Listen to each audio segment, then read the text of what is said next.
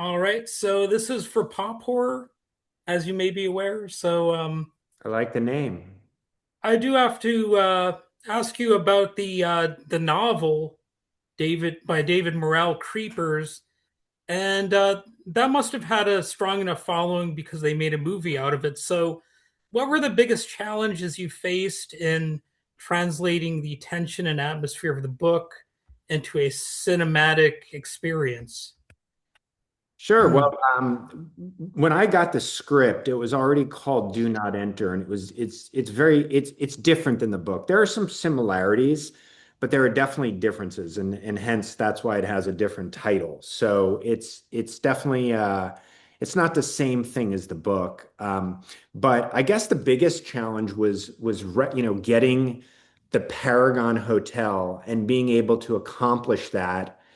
Quite honestly, we didn't have, a Tom Cruise size budget. So it's like really being able to accomplish that. And we were looking at a lot of places to shoot it and a lot of abandoned buildings, abandoned hotels. They're just not safe to shoot in, right? You can't really, Sure. they're not an insurance, you would never get permission to shoot in them. It's just not safe. But one of the producers on the movie has a lot of experience shooting in Bulgaria, and there's this unique stone building there. It's this giant thing.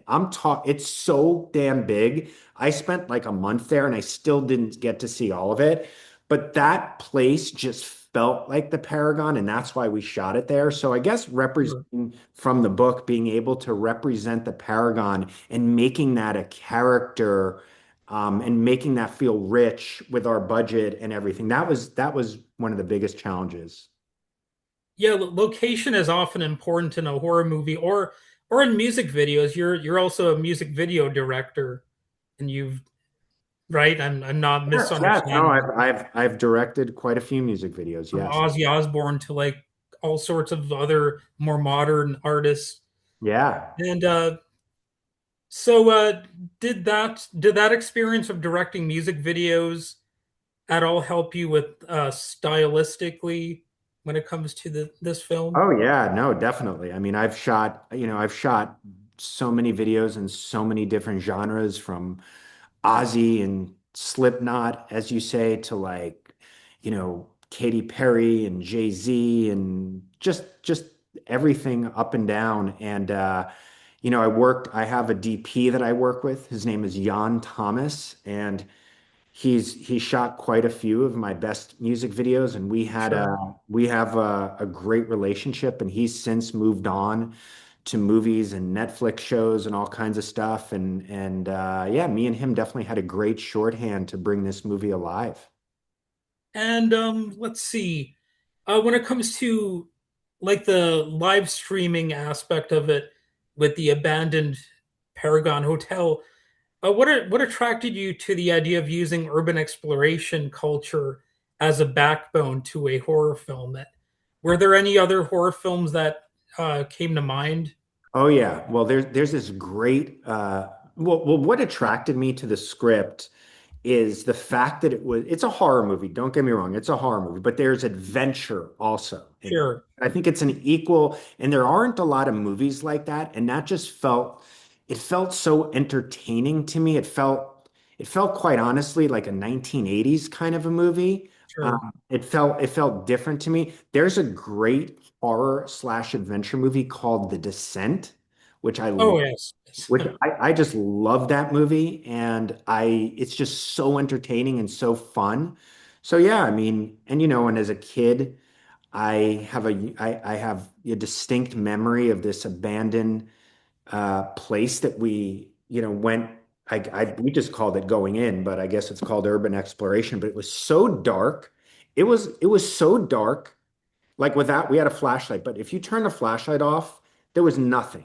It was the darkest experience I've ever been in, and it was so scary and so cool.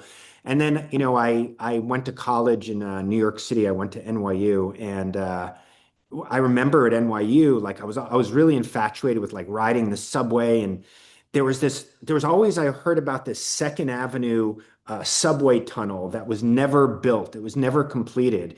But there were all these people who would like urban explore it and go in and take videos and photos. So all that stuff, drew me to this script. Oh, sure. And have you ever been on a mine tour or anything like that? Like Um, exploring a mine or any I think I was on something like that in Colorado. yeah. Because where I live, they give mine tours because of it's a Uh-huh. it's an area with a huge mining history. Uh-huh. So I've been on a mine tour or two, and there's a part where they turn the lights completely off. And what you Uh-huh. said just reminded me of that. It's just so Uh-huh. dark in there and like Yeah. so scary compared to how it was previously. Sure. Sure. And you get Sounds the like sense fun. of what it would be like if you were just stranded in an area like that or location like that. Yeah, yeah. Well, our film definitely has darker aspects to it for sure. And let's see.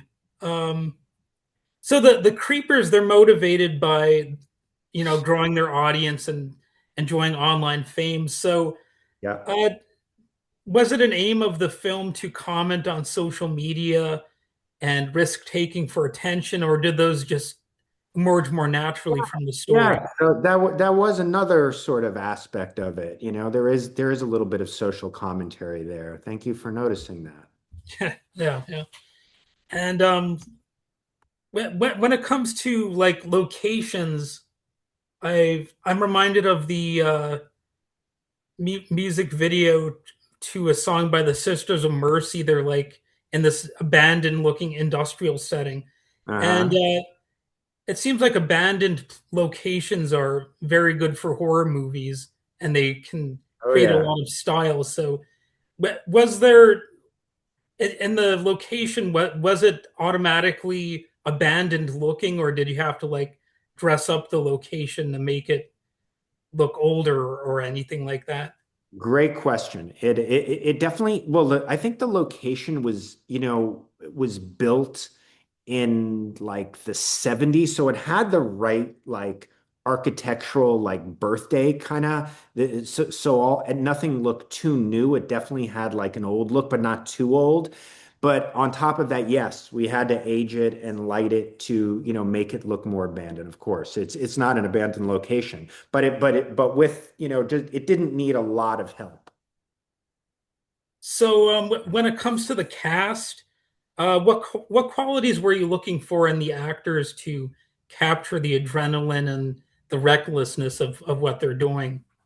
Yeah, I mean, well, each character within the group has their own skills, their own personality. So we had to find actors that filled each of those personalities for the group.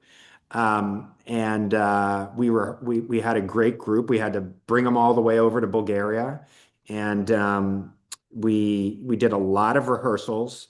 We did so many rehearsals that we actually all got COVID together, Oh, which was fun, but we all grew closer and everybody got really into the details of their yeah. character. People who get sick together stick together, Yeah. maybe.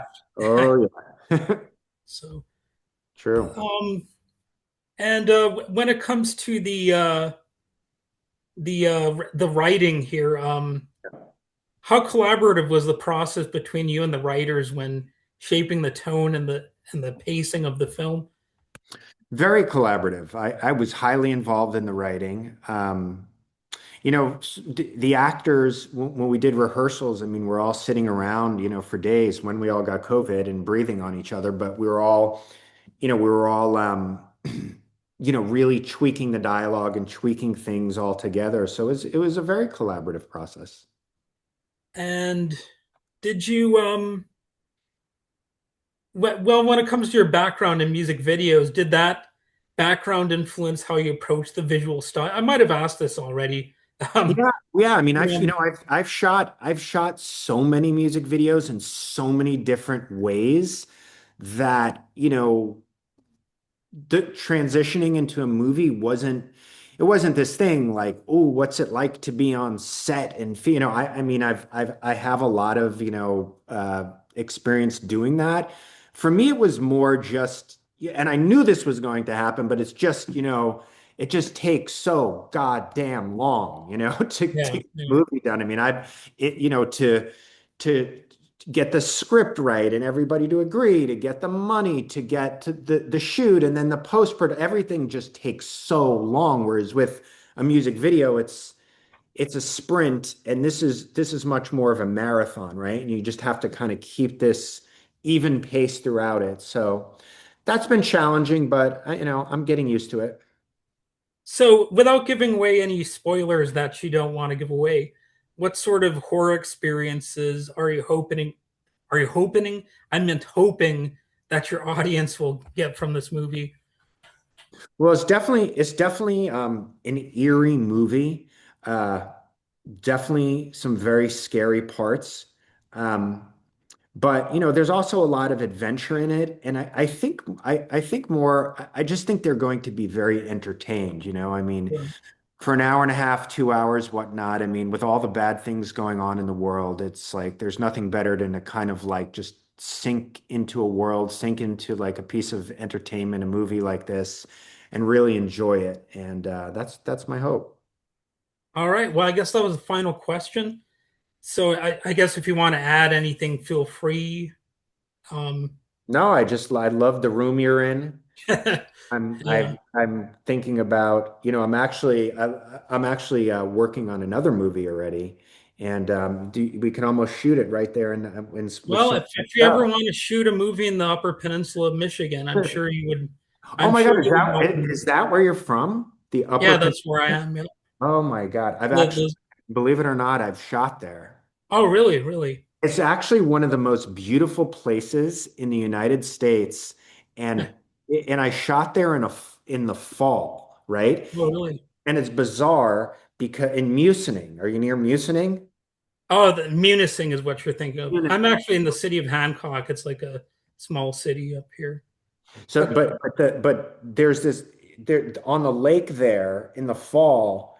It looks like the Caribbean, but like on the other side of it are like all these like trees that are changing colors. And I don't think enough people know about this area of the United States. So that's so Okay. cool. You're from there, right? Yeah, yeah. It's beautiful.